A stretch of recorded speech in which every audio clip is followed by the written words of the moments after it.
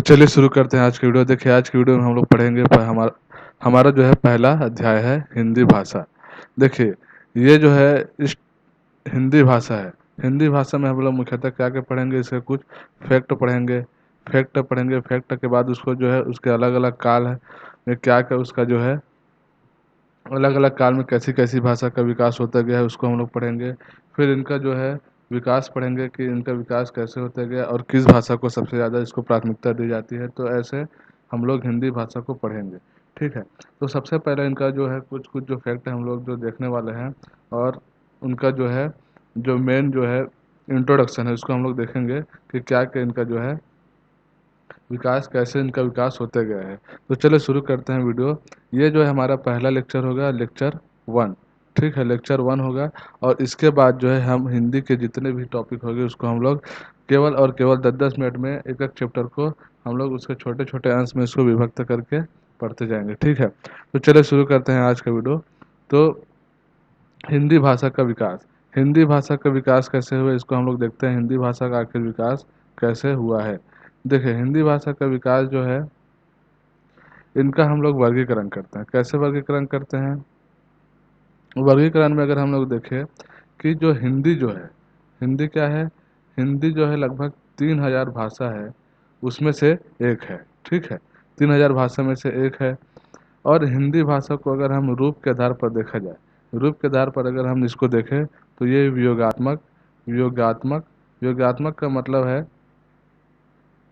इसमें जो है वियोग और आत्मक, अगर हम इसका संधि विच्छेद करें तो इसको क्या मिलकर आता है कि इनका जो है एक अलग सा मतलब एक तरीके से इसको हम लोग एक अपने जो है आत्मा में जुड़े हुए जो भाषा है, मतलब अपने जो जमीन से जुड़े हुए भाषा को जब उसको हम उसको जब भाषा है उसको जब हम बोली से शुरू करते हैं, तो ऐसे बोली को जब हम भाषा के रूप में जब हम उसको एक लेवल पर पहुंचा देते हैं तो उसका एक विशिष्ट विशिष्ट जो रूप है वो बनकर आता है।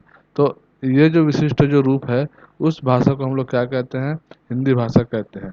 ये जो है वियोगात्मक या विशिष्ट भाषा, विशिष्ट का मतलब होता है कि एक खास तरीके से बोली है जो बाद में क्या बन गई? भाषा बन गई, ठीक है।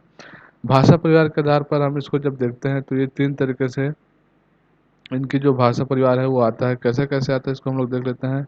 देखिए हिंदी भाषा में मुख्यतः 4 तरीके से भाषा होती है, 4 भाषाएं होती है। अब उस भाषा को जब हम लोग 4 तरीके से भाषाएं होती है, और ये जो भाषा होती है, ये जो भाषा होती है वो कैसी भाषा होती है इसको हम लोग देख लेते हैं, ठीक है। ये जो है पहले जो होता है भारूपी भारूपी भाषा होती है। भारूपी का मतलब होता है भारत और यूरोप से जब ये मिलकर जो भाषा बनी होती है इसको भारूपी भाषा कहते हैं।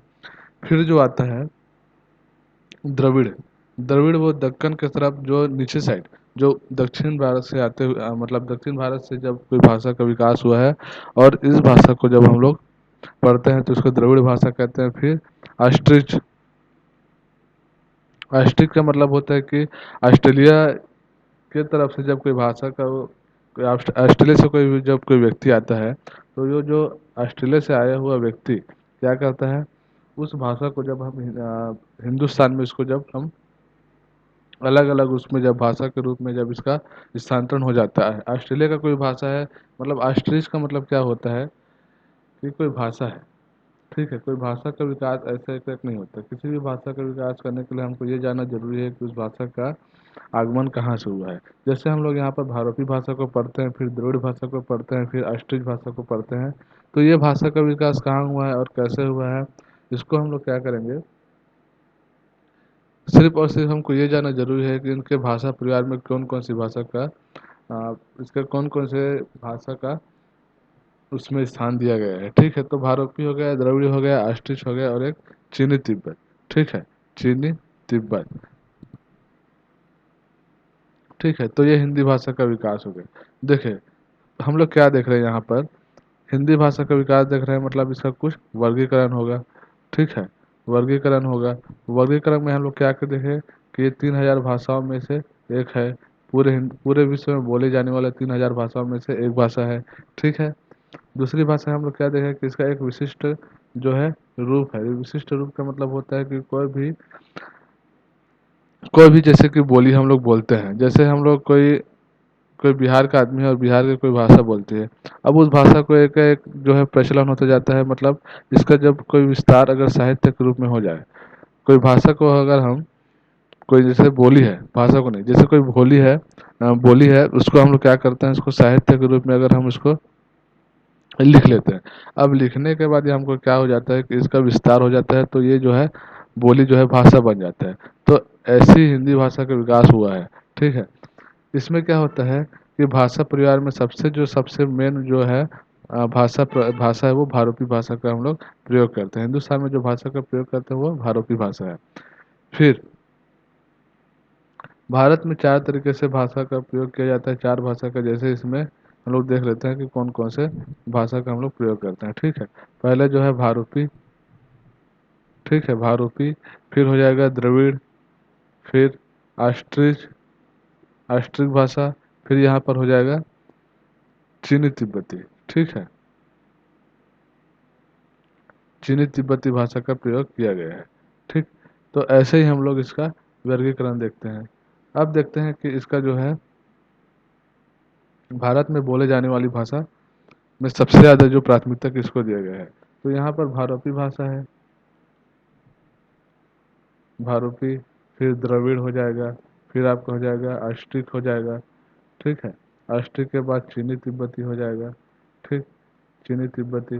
तो सबसे ज़्यादा जो इसको प्राथमिकता दिया है, इसको 73% पूरे इंडिया में इसको प्राथमिकता दिया गया है। फिर इसको हम लोग 25% प्राथमिकता दिए हैं। 25% सबसे ज़्यादा इसमें बोले जाने वाले द्रविड़ भाषा है, जो दक्षिण की तरफ की भाषा है।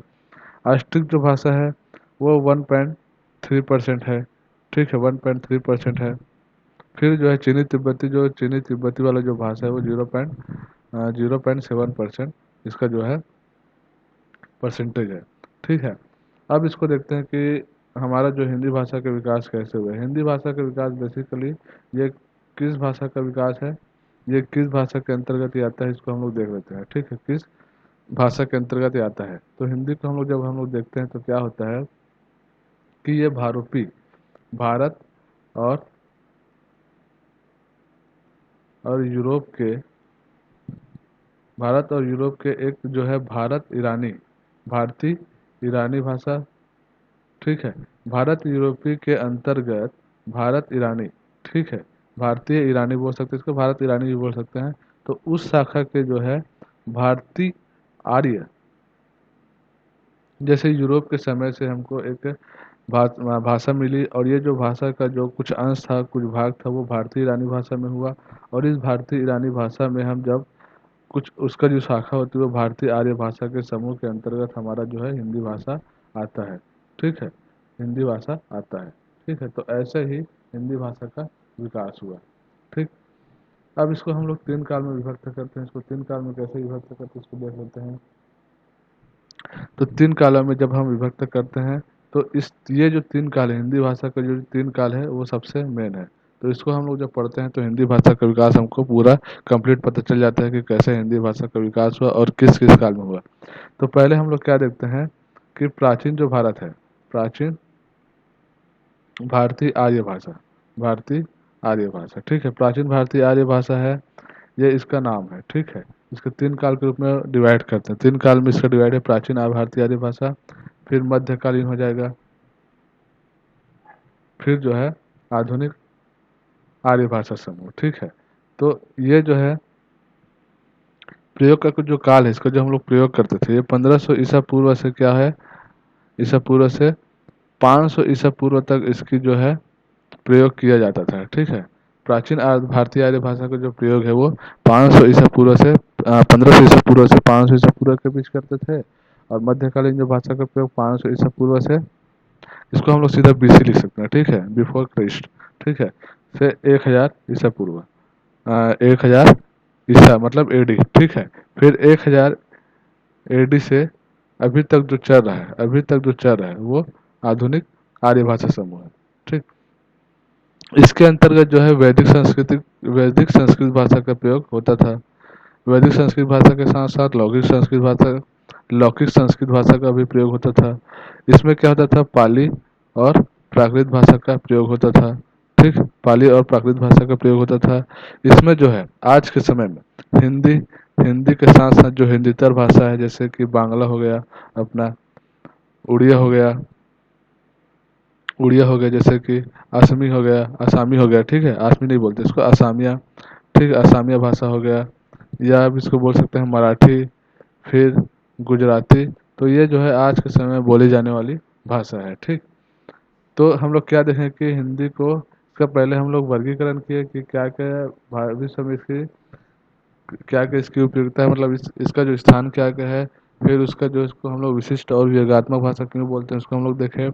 फिर उसके बाद हम लोग देखें कि ये भारत, हिंदी में जो बोलने जाने वाली सबसे ज़्यादा जो भाषा है वो भारतीय भाषा का प्रयोग करते हैं।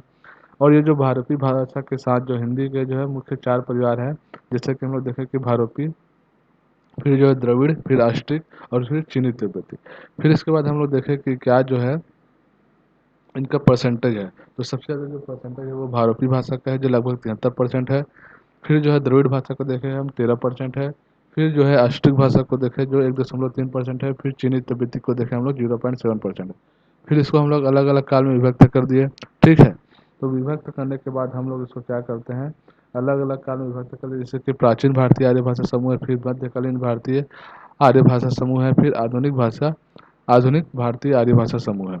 तो प्राचीन भारतीय समूह में लगभग 1500 ईसा पूर्व से 500 ईसा पूर्व तक, जिसमें वैदिक संस्कृत भाषा का प्रयोग करते थे और लौकिक संस्कृत भाषा का प्रयोग करते थे। फिर 500 बीसी से फिर 1000 एडी तक लगभग पाली और प्राकृतिक भाषा का प्रयोग करते थे। फिर आधुनिक भाषा समूह में क्या देखा कि 1000 एडी से अभी तक जितने भी हिंदी, बांग्ला, उड़िया, असमिया, मराठी, गुजराती, ये जो भाषा समूह है उसको हम लोग देखे हैं। तो इस तरीके से हम लोग हिंदी भाषा का जो है इसका विकास जो है देखते हैं। ठीक, फिर हम लोग क्या देखते हैं, अब उस, जैसे कि हम लोग इसको 3 काल में विभक्त किए हैं, तो इन तीनों कालों का एक अलग अलग हम लोग लेके चलेंगे। तो इसको नेक्स्ट चैप्टर में देखते हैं। ठीक है, तो अभी के लिए इतना ही। फिर नेक्स्ट टॉपिक में देखते हैं इसका जो है अलग अलग काल में किस किस भाषा का प्रयोग किया गया और कौन कौन से भाषा का विकास किसके किसके द्वारा इसका हुआ है। ठीक है, जय हिंद।